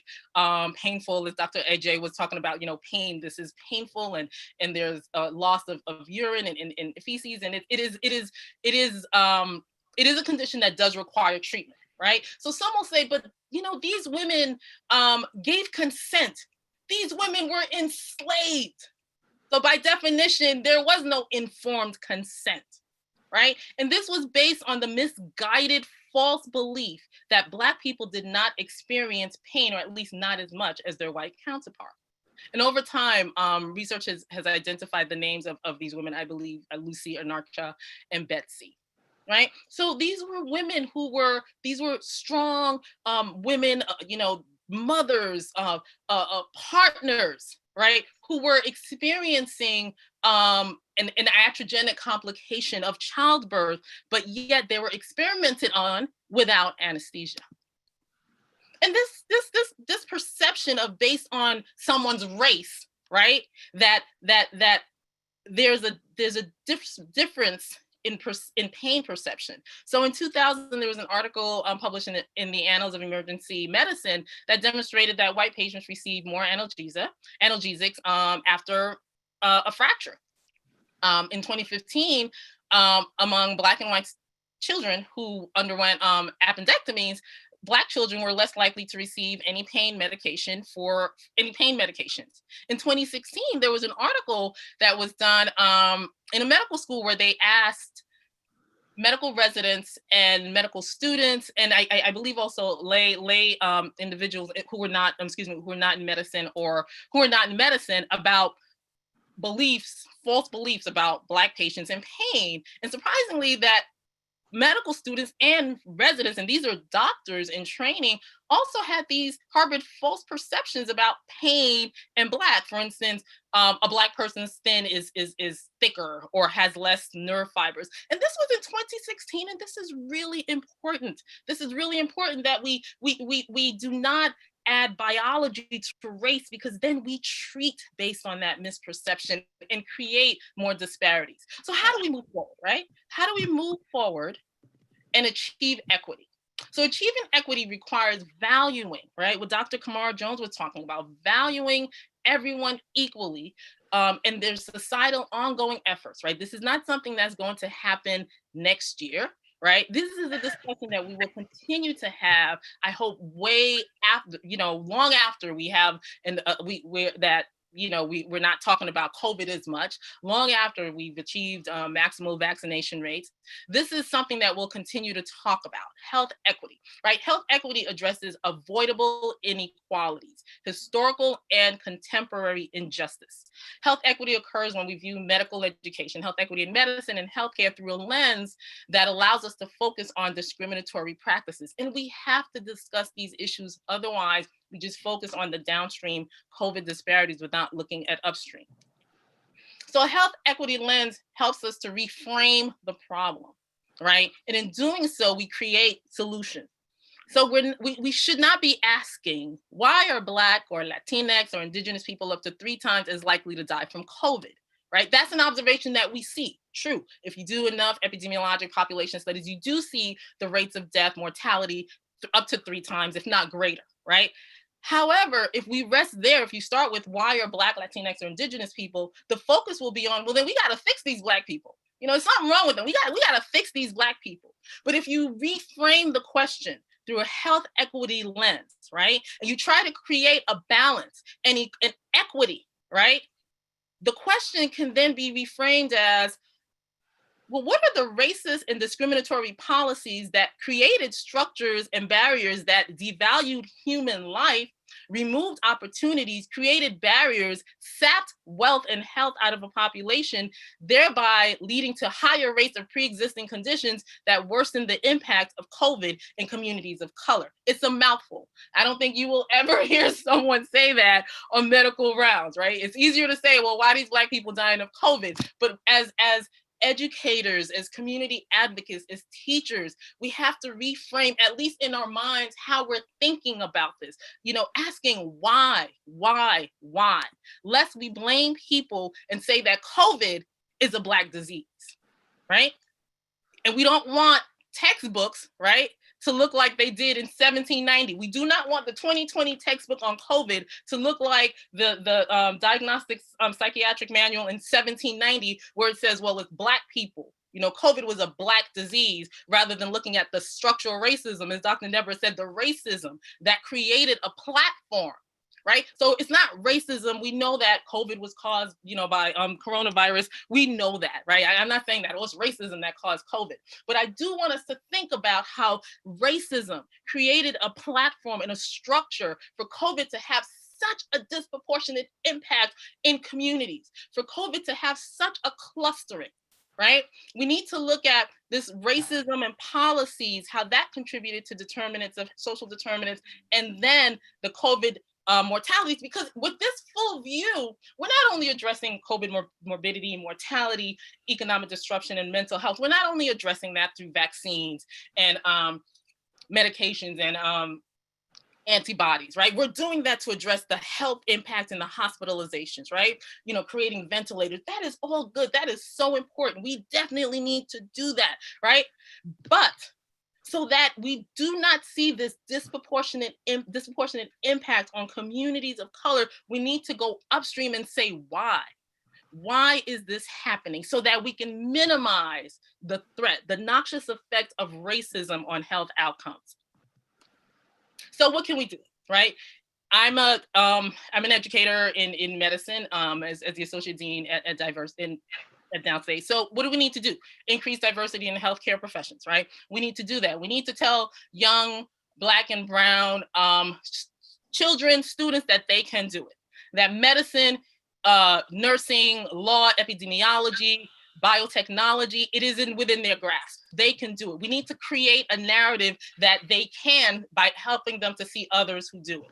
We need to talk about race, racism, and structural racism in health professions school.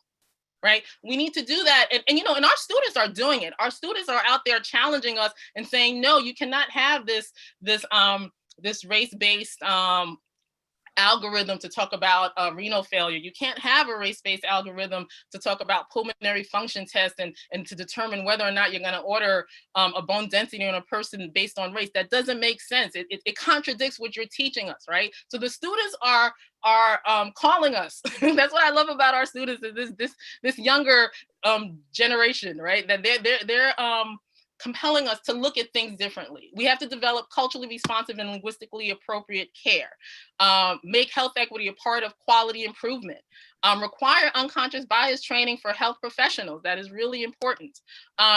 We need to advocate for public health policy change, greater access to care, expanding access to nutritious free meals and lunch, housing reform so that we don't see, so people do not take advantage of this situation, right? People are losing their homes.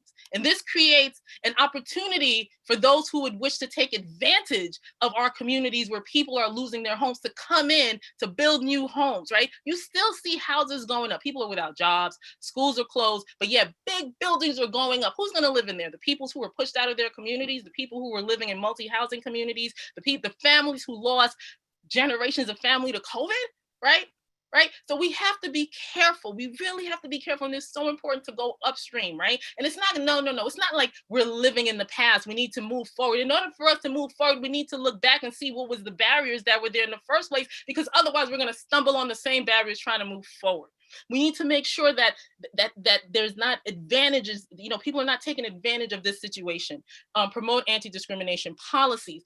The digital divide is real, right? You have kids who are doing homework on their cell phones, right? That is important, to make sure that this pandemic is not creating this barrier to education for our kids who may not have access. Again, not to any fault of their own, but no one thought that we would be in a situation where our kids would be learning on cell phones because they're not able to be in school. We need to prepare for this, right? Addressing social justice, health equity is pandemic preparedness.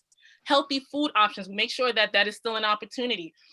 Built environment to make sure that people are still able to exercise in safe ways. Prison reform, right? So Dr. Cartwright, 1790, if you wanted to be free, there was something wrong with you, you needed to be in jail. To a certain degree, how much does this mentality of who belongs in prison, how much does this still prevail in terms of seeing the number of people who have comorbid mental health needs who are being treated in prisons rather than being treated in hospitals, right? And then in the prisons, you see higher rates of COVID, right? Again, this is, racism did not cause COVID, right? But the distribution, the people who are dying as a result of COVID and why and how and where. We need to look upstream, right? We also need to talk about communities who have disabilities. Adults living with disabilities may not have access to telemedicine. That's supposed to be access, or cannot take advantage of telemedicine, right? So we need to look at it through an intersectionality lens in terms of what are the multiple spheres of identity that people occupy that may render it more difficult for them to access health.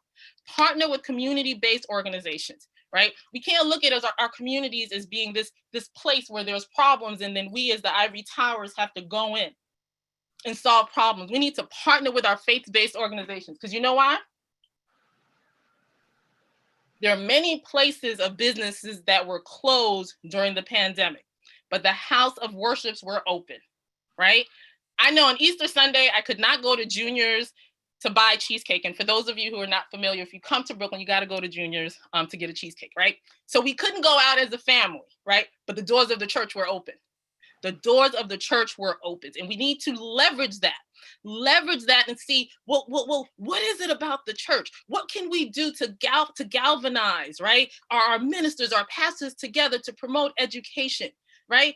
It's not only, don't only come to the church to get votes, right?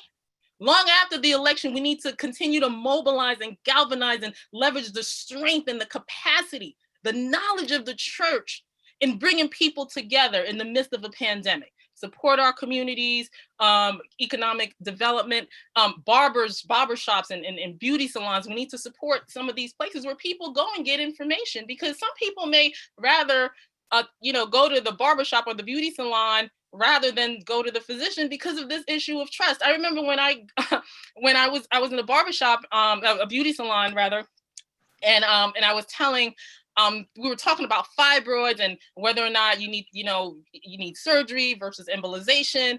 And I said, well, you should go to the doctor to determine what's best for you. And they looked at me and they said, they didn't know I was a physician. They said, this child doesn't know what she's talking about. Don't go to the doctor because they're going to take out your uterus, right? And I'm like, no, that's not the case. But it was interesting that they were listening to each other, right? Because there's this sense of trust, and we need to leverage that communication that goes on in our places where people gather. Ensure that there's equitable access to the vaccine, promote trust. And how do you do that, right? It's not by, again, we shouldn't expect that all of a sudden the community is going to be like, I trust you, give me a vaccine, I trust you, right? Trust is bi-directional, right? We have to earn trust because nobody's going to knock on my door and say, hi, hi there, right? For the most part, I'll probably close the door, right? So we have to stop thinking about, well, the community, they don't trust us. That's why the community is participate in clinical trials. Trust is something that is earned.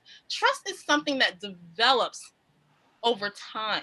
We have to invest the time by working with our community, right? Create equal access to vaccines. There shouldn't be obstacles, right? There shouldn't be, vaccines should be available, in my mind, at no cost, low cost or no cost, so that it's equitable for everyone to access it. In places where someone did not miss the opportunity to get a medication or vaccine because they couldn't leave their house, right? We need our epidemiologists, our demographers, the same way that in 1935 we were able to map every community and say who lived where. We need to be able to do that, but with the sense of valuing who lives where, what's going on, who's talking to whom, right? Who lives in this apartment that people listen to? Maybe we can work with them, right? And because it's done around voting time. People are knocking on doors, people are taking elevators, people are going to NYCHA housing, right? But this practice of engaging the community should be done constantly, right? And again, trauma-informed care, which says that we recognize what has happened, as opposed to what's wrong with you people. But we recognize what has been done and what's continually being done, and to approach that lens. So take home point. Understand the root of the problem. It's racism. It's not race. We need to work together with policymakers to create policy and practices that promote equity and that do not further disadvantage people in a time of such despair. We need to make health equity and social justice a part of health professional school missions, and to work with our communities to create sustainable change. Thank you. Oh, thank you so much, Doctor. I appreciate that. You took me back to my collegiate medical school days when I could grow hair. And we thought we could cure the world. You've instilled in me again what we need to do. I heard a definition that racism is prejudice with power. Mm. And many of us think that we may have racist ideas, but it's impossible for us to be racist without access to the levers of power. Dick Gregory used to say, in talking about white people, said, "Oh, I'm not talking about you, white friend. You're not really white. You're not white unless you can go outside and make a phone call and make the Dow Jones drop 3 points." So I appreciate your exciting lecture. I have a question. I know Dr. Nabrit does too, and I'm sure there's some in the box. I do have a concern that when I was working on my doctorate degree, and when I was at Downstate, I was in charge of research for our Department of Renal Medicine. And the mindset that I had, I was doing research with Wistar rats, with spontaneously hypertensive rats, and with rabbits. And it did not consciously occur to me that I was causing these animals pain and discomfort. I totally disregarded that in order to get my doctorate degree.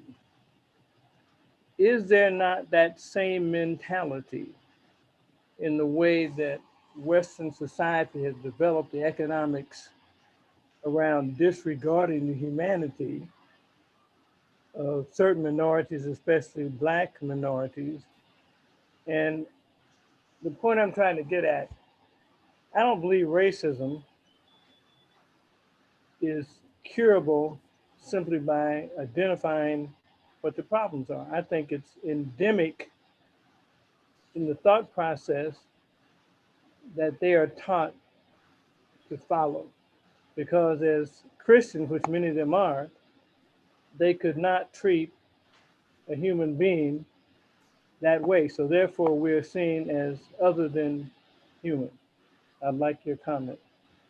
Thank you. That is really important question. And unfortunately, the answer to your question is yes. We still see instances where, the articles that I described in as late as 2016, hypothetical questions were posed to young adults, young physicians about what do you think the pathology of the neural pathway is in Blacks versus whites, and there was this misperception and that Blacks, for some, that Blacks had thicker skin or fewer nerve fibers and therefore did not need medication. And that was based again on assigning biology to race. And we see it in some of our patients with sickle cell anemia and who need pain medication because of the nature of sickle cell anemia. And yet, it's the perception of, well, you're not really in pain. So yes, unfortunately, we as a society, because we assign because we assign a value to race, right? And this value is assigned based on this presumed biology of difference, inferiority. You're right? If you view someone else as human, how can you hurt them? I don't think as human beings that we most of us automatically will hurt someone we think of as human. So the first thing that racism does is it has to devalue, right? And in order for it to sustain, you have to create a narrative that reinforces this belief that these are less than human or less than, that would allow people to do things. So you're right, we're not, it is endemic, right? And just talking about it, but holding people accountable, asking why, having more people with power, right? Having more people with power. I think this forum that you've developed, Dr. Maxey, is important, that we continue to ask the questions why. And you're right, we can't just talk about it. We have to move. We have to get people in power who are actually going to make change. And so that even when we talk about, I tell my students, I say, you go into a patient's room, unless they're your mother or your auntie, you're not going to call them by their first name. Even your mother, you're not going to call her by her first name. Because if I call my mother by her first name, it's on, right? Mrs. Jones, Mrs. Brooks, Mrs. Smith. Right? Growing up, everybody was auntie and uncle. I thought I had a million aunties and uncles because I was not allowed to call someone by their first name. That was a sign of respect, right? So we have to start, valuing and respecting people and continue to not only talk, but to move forward. But your question that you ask is, unfortunately, we do see this happening. Let me give you, before I turn it over to Dr. Nabors-Stevens, a non-scientific view of something scientific. My dissertation was regarding a substance called angiotensin II and all the neurotransmitters of the central nervous system, including epinephrine, norepinephrine, etc. And we know that these neurotransmitters are in perfusion in our central nervous system, our brains. And I suppose that certain human species may have an excess of neurotransmitters, which might tend them to be more extracentral perceptive, may have more intelligence. And interestingly enough, when you do all of the processes to oxidize those elements down to their final end product, they make something called melanin. So all of you dark people have more melanin and may have more intelligence than the rest of the world. But Dr. Nabors-Stevens, get me off that hook. I didn't know where you were going with that, but I have to say that, first of all, thank you so much for a very invigorating, stimulating talk, and the kind of talk that we need to have on a regular basis. And the reason I say that is not because I think necessarily our audience is not aware of many of the things that you spoke to, but we have become numbed. And periodically we have to have a regeneration of our anger and our indignation to make sure that we don't become apathetic, and worse than that, complacent, and make things facilitate the continuation of the status quo. And where I'm going with this, although I really want to, and Dr. Maxey and those that have read the book know that I'm just probably chomping at the bit to get into the book Caste, because a lot of what is contained in Caste is, to me, the source book for anyone who doesn't know our history. But my concern and the question I have for you is, what suggestions do you have to prevent this? As I listen to different people who have been elected and I review legislation for the National Medical Association, and there have been some pieces of legislation proposed addressing the social determinants and the impact of COVID, well-meaning pieces of legislation that when I read them, I just wanted to just throw them away, because it's a continuation of doing what we've been doing for the years. I have told friends, I stopped going to health disparity conferences many years ago because I wasn't hearing anything new in terms of etiology, and I definitely wasn't hearing any action steps on how to move forward. My prayer is that with the new energy and interpretation of what is going on, that we will now move in different directions. Now, you gave some direction at the end of your talk, and I'm not negating any of that, but I want to take it a little bit further. How can we use the opportunity of potentially new leadership to really get us out of this old, tired approach and really get us to jumpstart into the kinds of activities that we need to start pursuing if we're going to rectify the situation? That is an excellent question, and it's difficult. It's multifactorial.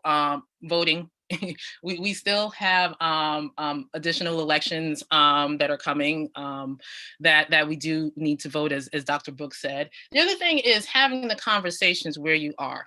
Right, use what you have and having the conversations in your circle. So if you teach your colleagues, helping your colleagues to reframe the narrative when we talk about disparities. And again, this is something that, I've been doing, I've been blessed to have the opportunity to do disparities research, but I'm really starting to rethink of how am I framing these topics. So within your own circles, to really reframe the circle. When we talk about COVID, say, well, no, I don't want to hear about the pre-existing conditions. I know they exist. I know we have to do something about that, but why did it exist? Why did it exist? And also, there's also, the thing about racism is, I don't know what happened first. Was it racism, and then our minds created the capacity to discriminate? And because I'm reading this, starting to read this book, the Hidden Brain, that talks about sort of the neurobiological basis of discrimination, right? And how racism on top of these, they call it mind bugs. That people are less likely to support someone who looks different from them, right? It talks about how unconscious bias develops. So it's being aware of these, just being aware of how it happens, right? And if we're not conscious of it, if we're not aware, right, that the most well-intentioned human being, right, can perpetuate racism. So it's making sure we vote, looking at the policies that are going to come, because policies will come. People are going to try to create policies to counteract the economic disruption of COVID. Make sure that we're aware that how are these policies helping our people? as opposed to causing more devastation. And the dialogue, you know, we have to continue the dialogue and ask why. You know, talk to your doctor. Why are you saying this? Like what? And as physicians, we need to be told, you know, as well, and challenged. So it is multifactorial. There isn't one answer because this didn't happen overnight. But I think we have the momentum. This platform creates an opportunity to move forward also. Thank you. We have an excellent question in the chat room, and I wanted to make sure we got to it as the hour draws near for us to adjourn. The question is, what do I do as a patient other than just changing doctors when confronted with disparity of treatment? That is another great question. Well, sometimes if there's more than, if your doctor is not attentive, if you feel that your doctor is disrespectful, or is harmful, then yes, you may need to change doctors. But you're right. At some point, like, how many doctors can I change? Confronting your doctor in a way that demonstrates that you know what's going on. Well, doctor, why is this being prescribed for me? Can you share some of the information that demonstrates that this is for me? Doctor, I would like to be informed about this. So it's asking your doctors to give you information so that you can make the best decision for yourself. There's also patient advocacy patient advocacy groups. So every hospital has a patient service office that you can go to anonymously.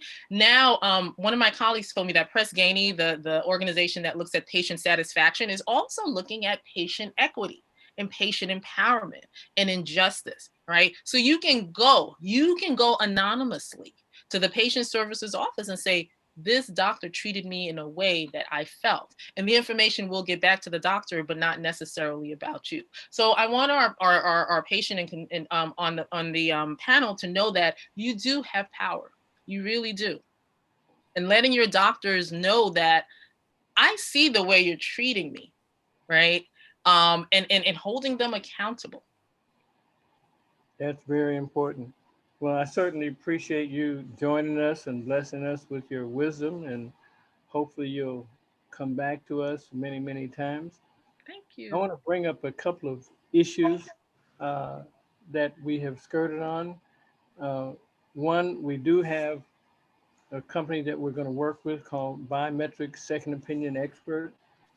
And I'm told that the website is now live, and we are accepting consults for second opinions. And the website, I believe, is biometrics.secondopinionexpert.com. And for the first several months, that is going to be a free service for those of you who are online with us. And we have world-class expert doctors. And through the efforts of Dr. Nabors-Stevens, all of our doctors are going to be exposed to a course in cultural competence. Because if everybody in the world wanted to see a Black physician, it couldn't be done because there are not enough of it. So we're going to have a mixed but very interested, culturally competent group of world-class physicians providing these consultations in over 25 medical specialties. So you'll hear more about it in coming weeks. I want Dr. Nabors-Stevens to introduce briefly Dr. Michelle Clark, if she's on, so she can say what her program is going to be on December the 13th.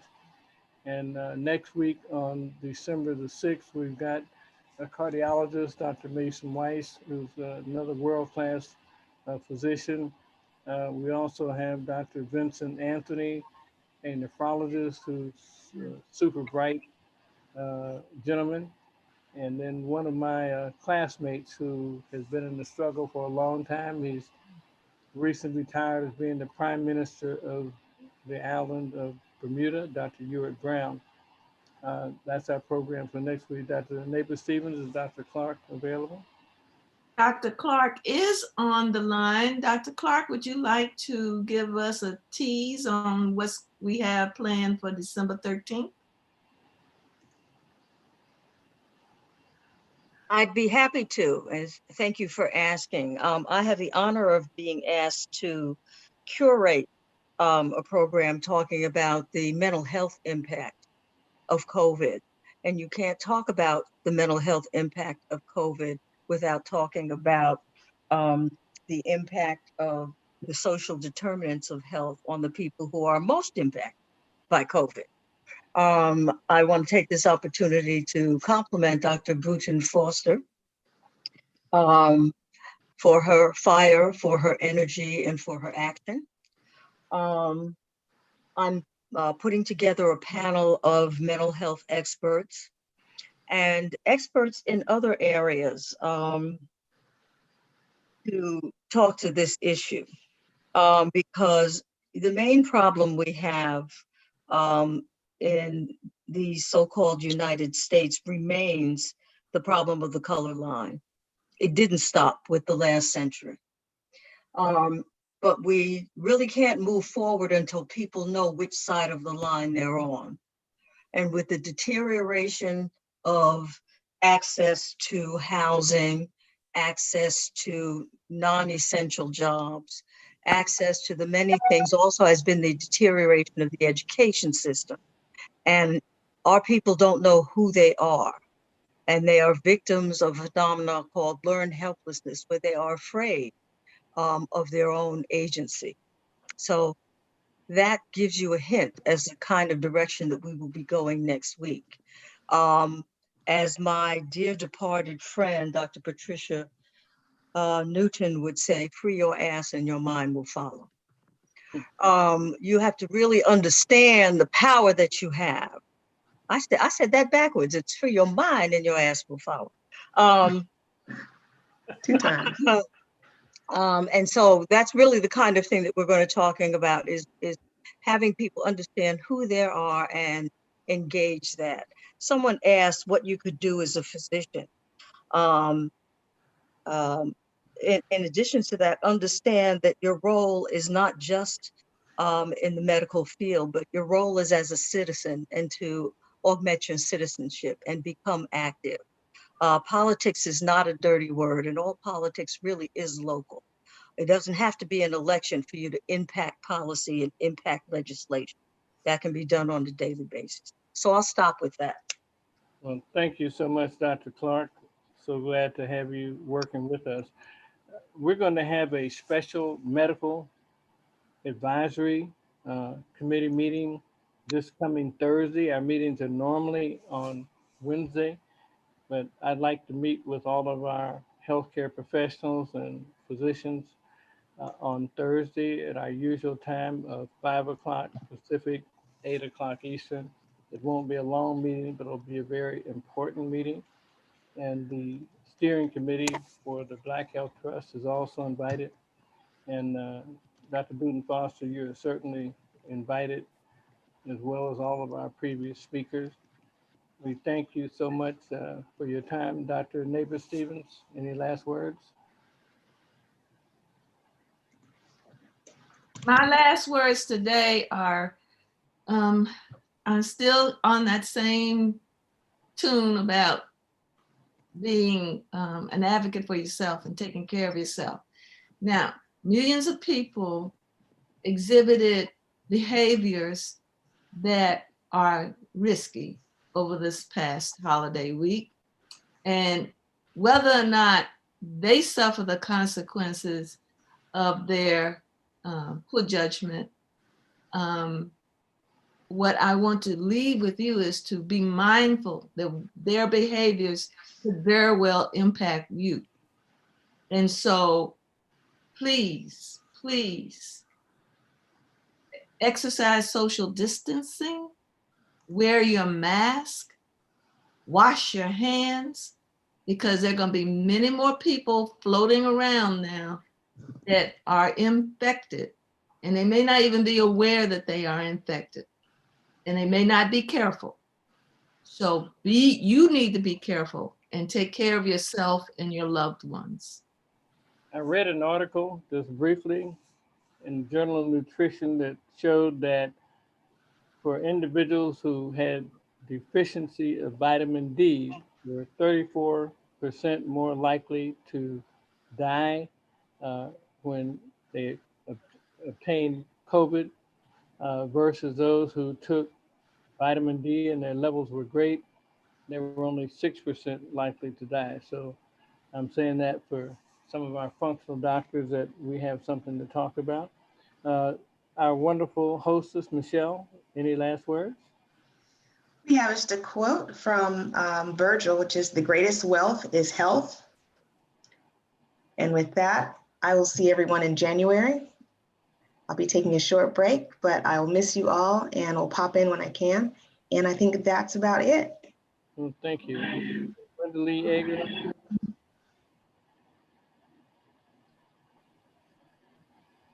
Can she be found, Michelle? She's here. There she is. I'm here, just trying to get in. Can you hear me? Yes, ma'am. Oh, wonderful. I would just, it's been wonderful and informative today. Thanks all of our wonderful guests. And I will leave you guys with something that my mother said or sang when she was a little girl and taught me. But I think that we have to go within. God is within, and there's a wealth of information and knowledge that is there for us when we turn within. So I'm going to turn within now, and just to say, something within me that holdeth the reins, something within me, oh, that banisheth pain, something within me I cannot always explain. All that I know is there is something within, and that something is a creator, and it's always available to us. So as we turn within, let's turn without and help each other to heal. And thank you, and we'll see you next time. God bless.